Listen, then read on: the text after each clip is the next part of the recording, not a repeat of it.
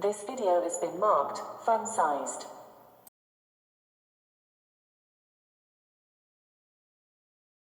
We're here to replace a 24-inch stove with a 30-inch stove. Luckily, the cabinets themselves accommodate that much space. However, there were some trim pieces put in to accommodate for the 24-inch stove. We're going to remove those trim pieces, and we're going to have to cut the countertop back a little bit. In most cabinet installations, the front of the cabinets are connected by drilling holes into the cabinet face and then securing one cabinet to the other with a series of screws. The bottom trim piece was installed in the same way. 2 screws on either side hold the trim in place. There probably won't be a bottom trim on a typical setup. The only reason there's a bottom trim on this one is because the 24-inch stove actually set on top of the trim instead of just sliding into the hole. Now, because of that, there is also a kick plate that goes all the way across, and so we have to trim that back as well. Just use care when trimming that back so you don't damage what you're trying to keep. We're going to have to cut the countertop back a little bit. We have measured the width of the stove and the cooktop, and the total width is 30 inches. To get a good fit, you will want to cut the opening on the countertop to approximately 30½ inches. Take a measurement from the side of the cabinet to the edge of the countertop, and then transfer that measurement to the top of the countertop and make a mark.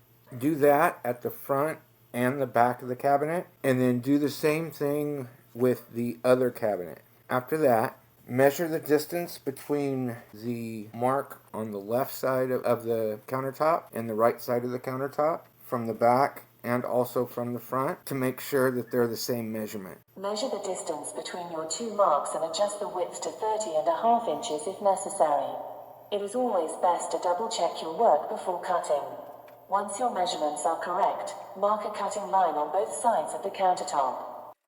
Use a straight edge of some sort for your cutting line. Something along the lines of a piece of straight board, a string line, or even a square. Whatever saw you're going to use to cut with is going to depend on that line to follow. If a standard stovetop oven is being installed, you can cut the countertop all the way back, including the backsplash. If you're putting a flathead cooktop in, you will want to leave some of that backsplash there to protect the wall from any excessive heat coming off of the cooktop.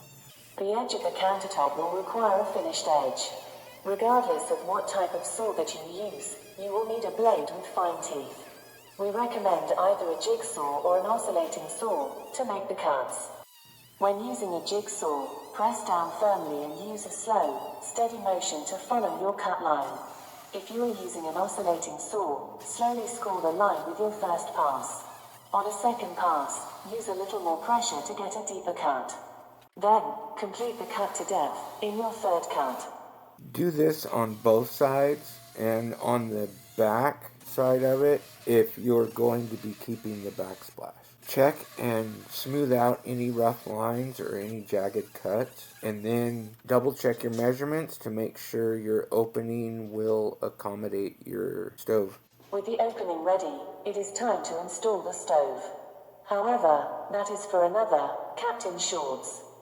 If what you saw here was helpful, intriguing, or entertaining, like us, share with your friends, and subscribe to our YouTube channel for more content that's on the way. And leave a comment to keep in touch with us and let us know how we're doing.